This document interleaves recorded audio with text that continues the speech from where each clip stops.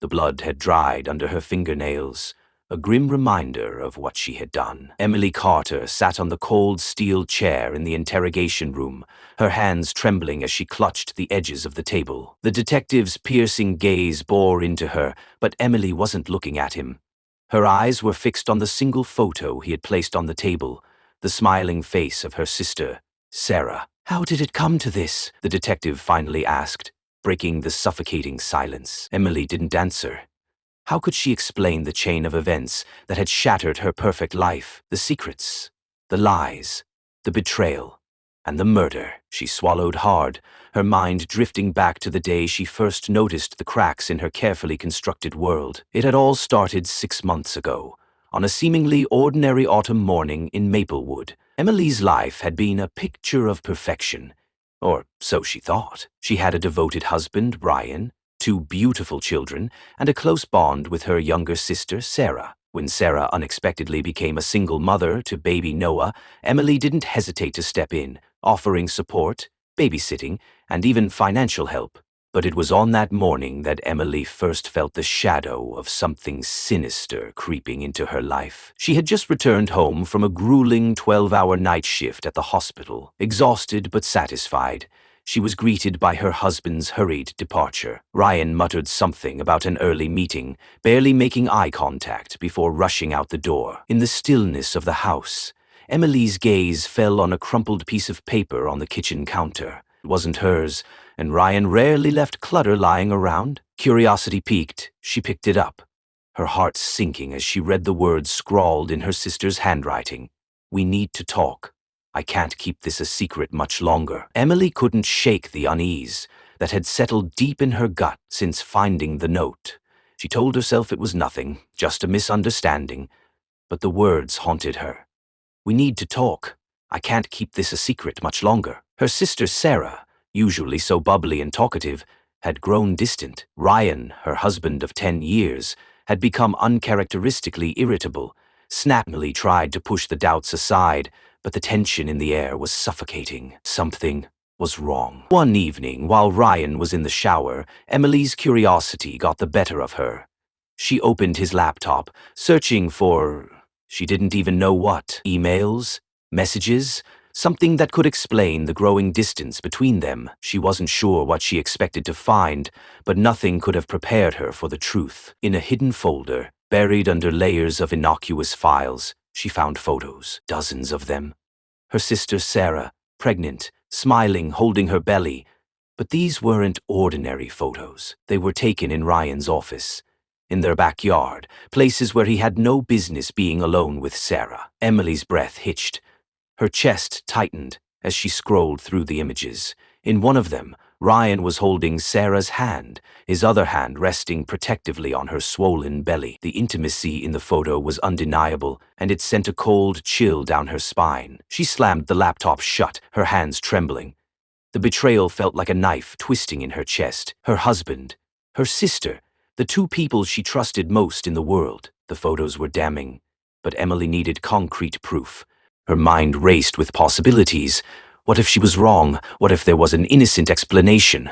But deep down, she already knew the truth. The next morning, Emily swiped one of Ryan's used coffee mugs from the sink and carefully sealed it in a plastic bag. That evening, while babysitting Noah at Sarah's apartment, she discreetly collected the baby's pacifier. Her hands shook as she packaged the items for a mail-in DNA test. The waiting was agonizing. Every time Ryan kissed her goodnight or Sarah called to chat, Emily's stomach churned with anger and dread. Nights turned into days, and days turned into a week. Then, the results arrived. Emily sat in her car in the hospital parking lot, staring at the envelope in her lap. The laboratory logo gleamed in the sunlight, taunting her. She ripped it open, her eyes scanning the paper until she found the line that changed her life forever. 99.9% probability of paternity.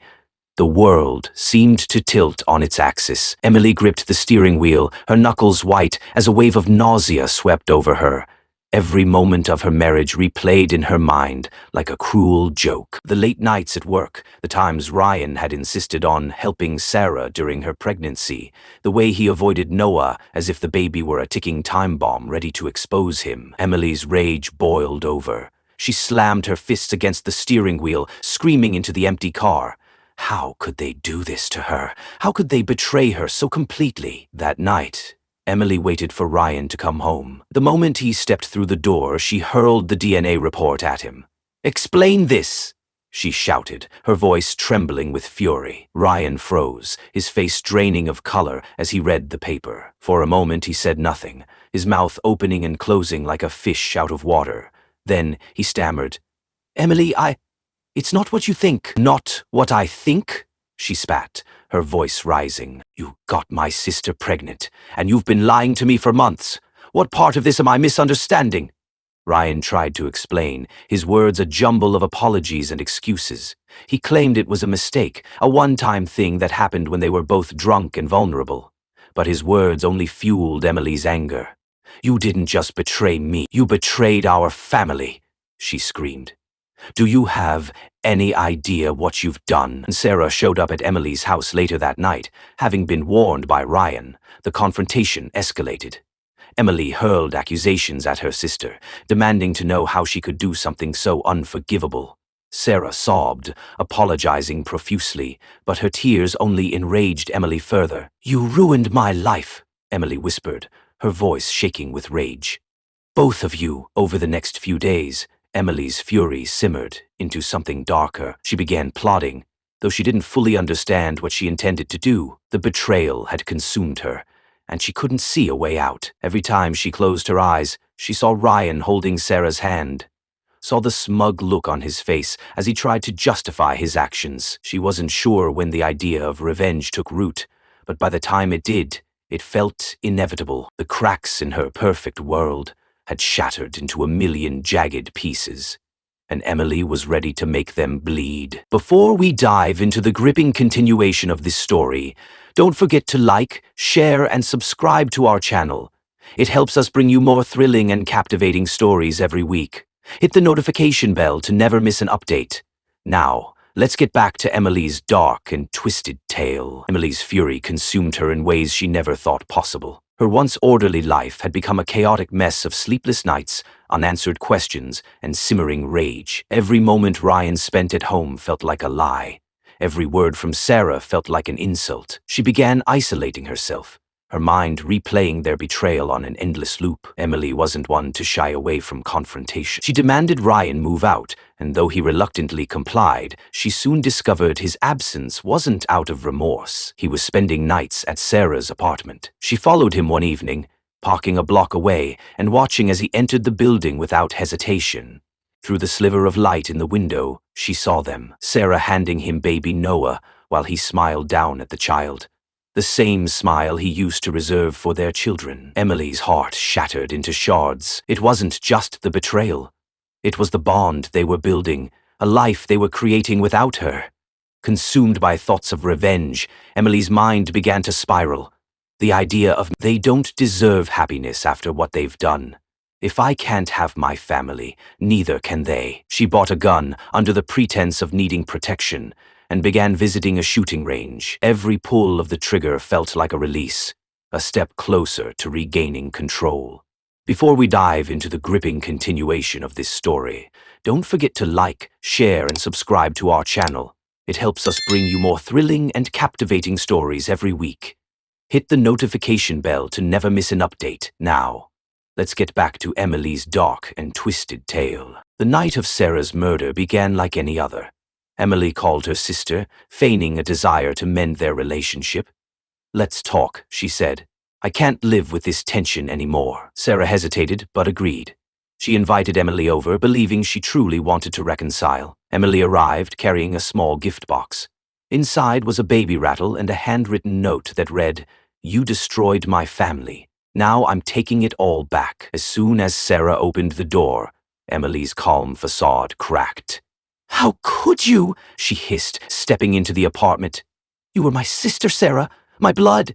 Sarah tried to defend herself, tears streaming down her face. "Emily, it wasn't supposed to happen. Didn't mean to what? Sleep with my husband, have his child, ruin my life." Emily's voice rose, filled with venom. The argument escalated quickly, their voices echoing in the small apartment. Emily's rage boiled over. She reached for the gun hidden in her bag and pointed it at Sarah, her hands trembling. "Emily, please," Sarah begged, backing away, clutching baby Noah to her chest. "Think of the kids. Think of your family." "You destroyed my family," Emily screamed, pulling the trigger. The sound of the gunshot echoed through the apartment as Sarah collapsed to the floor, her lifeless body shielding Noah. The baby's cries pierced the silence, but Emily felt nothing but emptiness. In her panic, Emily staged the scene to look like a robbery gone wrong. She shattered a window, overturned furniture, and left a few of Sarah's valuables scattered near the door. Before leaving, she kissed Noah on the forehead, whispering, "I'm so sorry." The police arrived within hours, alerted by a neighbor who heard the gunshot. Emily returned home, scrubbing her hands clean and burning the clothes she had worn. She thought she had covered her tracks, but the devil is in the details. Detectives quickly noticed inconsistencies in the crime scene. The broken window's glass was outside rather than inside, and the fingerprints on the valuables didn't match any suspects. But the most damning evidence was a strand of Emily's hair found on Sarah's shirt. Ryan, riddled with guilt and suspicion, confessed his affair during questioning. His statement painted Emily as the scorned wife, giving detectives a clear motive. 2 days later, Emily was arrested at the hospital during her shift. Her colleagues watched in shock as she was led away in handcuffs, her once pristine reputation shattered. In the interrogation room, faced with the mountain of evidence, Emily broke down and confessed. "I didn't mean to kill her," she sobbed, "but she took everything from me." During the trial, Emily's defense team tried to argue temporary insanity, citing the emotional toll of her husband's affair and Sarah's betrayal, but the prosecution painted her as a cold, calculating murderer. The jury deliberated for just 4 hours before finding her guilty of first-degree murder. Emily was sentenced to life in prison without the possibility of parole. The story ends with Emily sitting alone in her prison cell, staring at a photo of her children. Her tears fall silently as she whispers, "I just wanted my family back." I just wanted my family back. Meanwhile, Ryan, racked with guilt, struggles to raise their children, and Noah, knowing his selfish actions led to the destruction of everyone he loved. As the camera fades to black, a chilling message appears. Betrayal can tear families apart, but vengeance destroys them forever. Don't forget to like, share, and subscribe to our channel. Hit the notification bell to never miss an update.